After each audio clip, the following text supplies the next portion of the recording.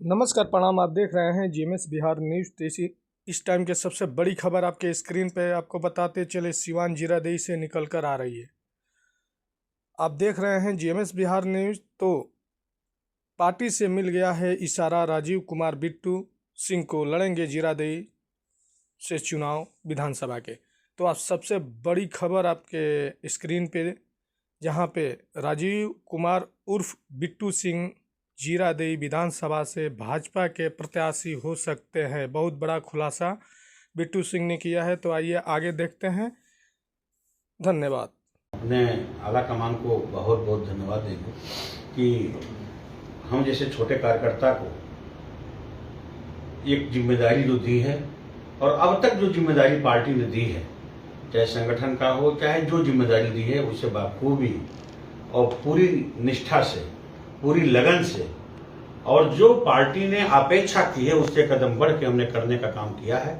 और जो आप आज भी नई दायित्व मिला है उसको मैं बखूबी उसको मैं जो है अच्छे तरीके से करके उसको पूर्ण करूंगा, जिससे कहीं न कहीं हमारी जो एनडीए सरकार ही उसका उस दायित्व से अच्छा उस पर काम जाए, अच्छा समाज में उसका मैसेज जाए, ये करने का काम। अच्छा, जीरादेई से आपकी दावेदारी थी, लोग अनुमान लगा रहे हैं कि उस दावेदारी को खत्म करने के लिए ही बीजेपी इनको आयोग में जगह दी है कि बिट्टू राय की दावेदारी अब खत्म हो जाएगी। मेरी दावेदारी खत्म नहीं हुई है और मुझे चुनाव लड़ना है। मैं 2015 में चाह रहा था चुनाव लड़ना। पार्टी ने जो निर्णय दिया, मैंने पार्टी के साथ उस निर्णय में का स्वागत करके, और उस समय भी भाजपा का झंडा उठा के जिस कैंडिडेट को पार्टी ने लड़ाया, मैं उसके साथ कंधा से कंधा मिला चलने का काम किया। फिर लगातार संगठन का काम पूरी विधानसभा का हमने 2020 तक करने का काम किया। 2020 में पुनः गठबंधन में चले जाने से फिर हम पार्टी का जो निर्देश हुआ उसका पालन करते हुए, और हमने गठबंधन जो एनडीए गठबंधन का प्रत्याशी थे उनके लिए हम लोगों ने काम किया। और उसके बाद पुनः 5 साल फिर बीता, जिसमें जितने भी पार्टी ने टास्क दिए हैं, और मैं आपसे एक बात आज बताना चाहता हूं कि इधर 5 साल के अंदर ये जो पार्टी जो टास्क देती है वो बूथ लेवल से लेकर के और बूथ कमेटी, यानी कि जो बूथ की टोली है, कमेटी है, या अन्य अन्य कार्यक्रम जितने भी पार्टी के द्वारा आते हैं, इस सारे कार्यक्रम में जीरादेई विधानसभा को पूरे जिले में 1 नंबर पर रख करके और काम करने का हम लोगों ने काम किया है।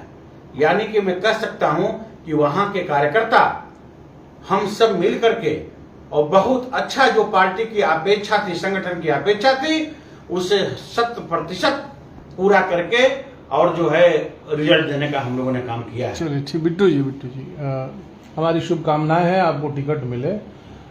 अन्यथा की स्थिति में बिट्टू जी का क्या, बिट्टू सिंह क्या करने वाले हैं अगर टिकट नहीं मिलता है तो? देखिए, हम नेगेटिव सोच के लोग नहीं हैं, और मुझे अपने राजनीति तो संभावनाओं की बात होती है।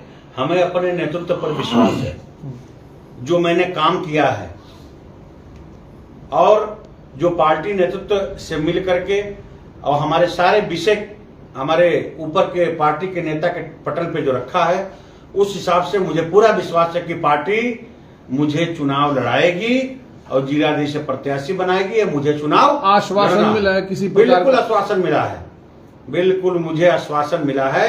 और मैं लगातार 12 साल का एक युग होता है, और एक युग क्रॉस करके 15 साल हो गया एक निष्ठावान कार्यकर्ता की तरह काम करके, और काम ऐसा तैसा नहीं किए हैं। 8वें विधानसभा में चाहे जो रिकॉर्ड उठा के आप देख लीजिए, या आप लोग भी देखते होंगे, जो भी भारतीय जनता पार्टी के जो कार्यक्रम आते हैं वो जीरादेई किस तरह से होता है, आपकी नजर से भी जीरादेई कहीं बाहर नहीं है। सारे कार्यक्रम और सारे चीज को जब हम लोग लेके चले हैं, और इतना लंबा समय से वहां के कार्यकर्ता उपेक्षित हैं, क्योंकि कार्यकर्ता 5 साल काम करता है और फिर नेतृत्व नहीं रहता है तो फिर दर ठोकर खाना पड़ता है। तो ये कार्यकर्ताओं की, आम कार्यकर्ता जीरादेई की जितने भी एनडीए की कार्यकर्ता हैं, उनकी भारतीय जनता पार्टी की एक एक बूथ लेवल के जो कार्यकर्ता हैं, उनकी भावना है कि यहाँ भारतीय जनता पार्टी चुनाव लड़े और भारतीय जनता पार्टी विजय यहां से ले, ताकि क्षेत्र में काम, डेवलपमेंट और विकास हो सके। अच्छा, वो जो सीट है पिछली बार वहां से जदयू ने अपना उम्मीदवार उतारा था, अभी भी जदयू का दावा है कि जीरादेई जदयू के कोटा में ही रहेगा। अभी किसका दावा है? ये कोटा तय कौन करता है? ये जिले के लोग तो करते नहीं है। ये बात कौन कर रहा है? जिले के लोग कर रहे हैं। तो इस बात पे मुझे कोई टिप्पणी नहीं करना है, क्योंकि ये हाई लेवल पर तय होता है। केंद्रीय नेतृत्व तय करेगा बैठ के कि सीट कौन किसके यहाँ जाएगी, उसकी लिस्ट निकलेगी, आप उस जान जाएंगे। तो ये सब अभी प्रक्रिया धीन है, अभी कहीं कुछ क्लियर ही नहीं है। अब यहाँ का हम कहेंगे नहीं हमारा भाजपा में हो गया है और हमारा प्रत्याशी हो गया, हम तो चुनाव में लग गए हैं। तो अभी अमरजीत कुशवाहा के 5 साल पूरे होने वाले हैं।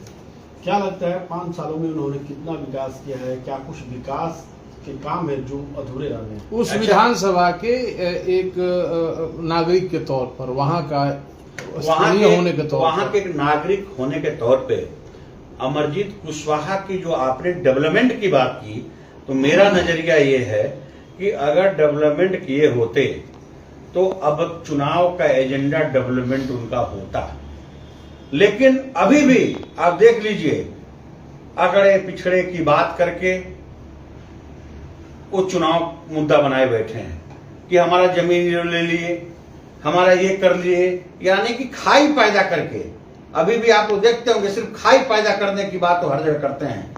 तो अगर डेवलपमेंट हुआ होता तो खुद डेवलपमेंट की बात करते, और डेवलपमेंट जो विधायक की जो अधिकार है, लेकिन 4 करोड़ की डेवलपमेंट से ऊपर क्या कुछ होना चाहिए विधानसभा क्षेत्र में जो अब तक वो नहीं कर पाए? अभी विधानसभा में ये डॉक्टर राजेंद्र बाबू की धरती है, और मुझे पूरा विश्वास है कि डॉक्टर राजेंद्र प्रसाद जी की धरती का नेतृत्व करने वाला एमएलए अगर उनका नाम लेकर के अपने माननीय मुख्यमंत्री, माननीय प्रधानमंत्री जी के पटल पर जो भी डेवलपमेंट लेके चले जाए, तो मुझे नहीं लगता है किसी पटल पे उस डेवलपमेंट को कोई सरकार रोकेगी। सर, आप ही के पार्टी के एक बड़े उसी के तहत पूर्व सांसद ओम प्रकाश यादव ने उसको गोद लिया था जीरादेई। हाँ, अगर उन्होंने क्या किया, क्योंकि हाँ, आपकी पार्टी है, हाँ, पार्टी के, इसलिए हाँ, हमारे ठीक है। आपसे प्रश्न है, हाँ, उन्होंने क्या किया इस बात की अगर जानकारी आप हमें दें। नहीं तो अब वो जो जिसकी क्या है, वो उनका अपना वर्क था, वो हमारे नेता हैं और ये उनकी अपनी स्कीम थी, जिसे मेंबर ऑफ पार्लियामेंट वो थे, काम उनको करना था। तो अब उसकी स्कीम की पूरी डाटा मेरे पास तो डिटेल, हमारे पास तो कई वीडियो के भी आपको उपलब्ध करा दें, जहां यही बात कह रहे हैं, सिर्फ अगड़ा पिछड़ा। अरे अगड़ा पिछड़ा कब तक रोटी सेंकोगे?